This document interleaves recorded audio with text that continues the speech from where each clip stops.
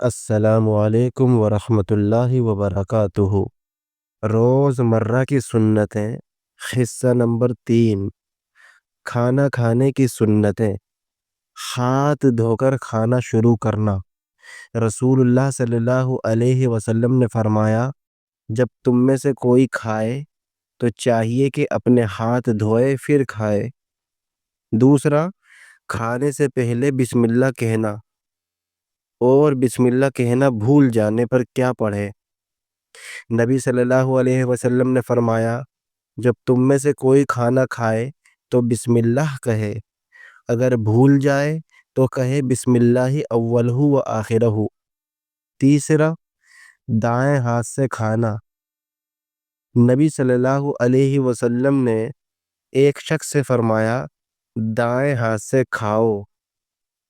چوتھا، اپنے سامنے سے کھانا۔ رسول اللہ صلی اللہ علیہ وسلم نے ایک شخص سے فرمایا، اپنے سامنے سے کھاؤ۔ پانچواں، 3 انگلیوں سے کھانا۔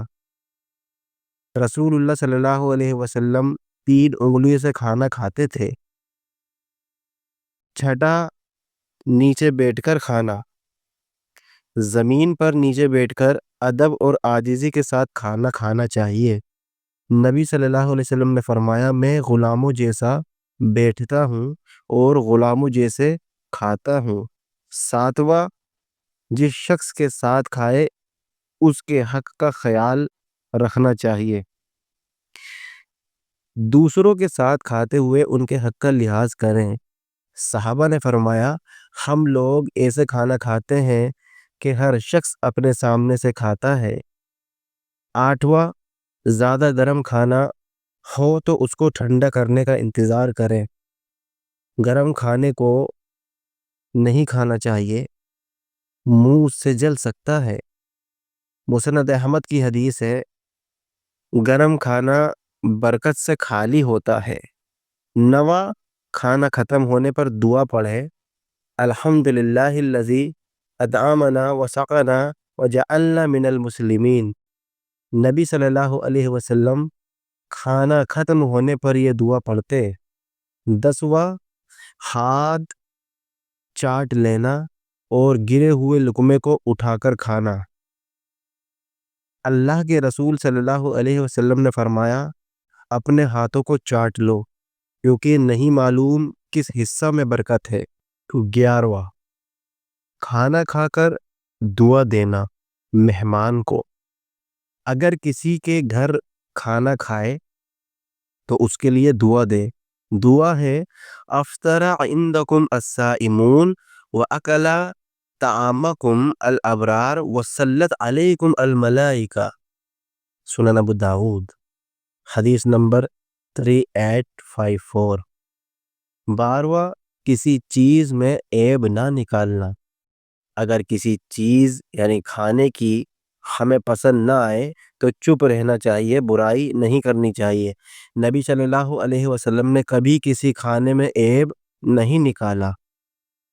شوہر اور بیوی کے لیے نبی صلی اللہ علیہ وسلم کی نصیحتیں کیا ہیں؟ پہلا، بہترین مرد وہ ہے جو اپنی بیوی کے ساتھ بہترین ہو۔ تم میں بہترین وہ ہے جو اپنے گھر والوں کے لیے بہترین ہو، اور تم میں سب سے بہترین میں ہوں اپنے گھر والوں کے لیے۔ دوسرا، میاں بیوی ایک دوسرے کے لیے لباس ہیں۔ اللہ فرماتا ہے، یہ عورتیں تمہارے لیے لباس ہے اور تم ان کے لیے لباس ہو۔ تیسرا، شوہر کا بیوی کے منہ میں لقمہ دینا بھی صدقہ ہے۔ حدیث ہے، تو جب اپنی بیوی کے منہ میں بھی لقمہ رکھتا ہے تو وہ بھی تجھے اجر دیتا ہے۔ چوتھا، بیوی کو نرمی اور حسن سلوک سے سمجھانا۔ فرمایا، عورتوں کے ساتھ اچھا سلوک کرو۔ پانچواں، مرد اپنی بیوی کا ذمہ دار ہے۔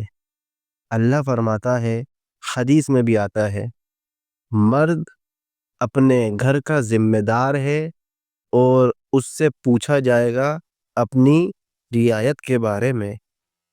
اللہ بھی فرماتا ہے، الرجال قوامون علی النساء، عورتوں پر مرد حاکم ہے۔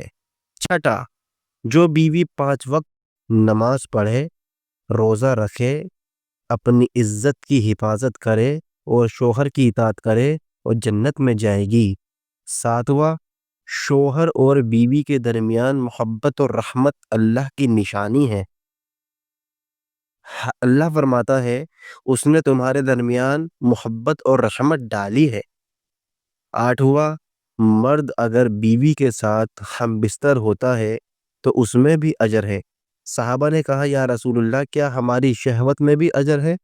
آپ علیہ السلام نے فرمایا کیا اگر وہ اپنی شہوت حرام طریقے سے پورا کرتا تو گناہ ملتا؟ تو فرمایا ہاں، تو اگر حلال طریقے سے کرتا ہے تو اجر ملے گا۔ یعنی بیوی سے ہم بستری کرنے کے تعلق سے اگر وہ حلال طریقے سے کرتا ہے تو اس میں بھی اجر ہے۔ 9واں، جو بیوی شوہر کے حکم پر عمل نہیں کرتی اس پر لعنت ہوتی ہے۔ جب شوہر بیوی کو بستر کی طرف بلائے اور وہ انکار کرے تو فرشتے اس پر لعنت کرتے ہیں صبح تک۔ صحیح بخاری۔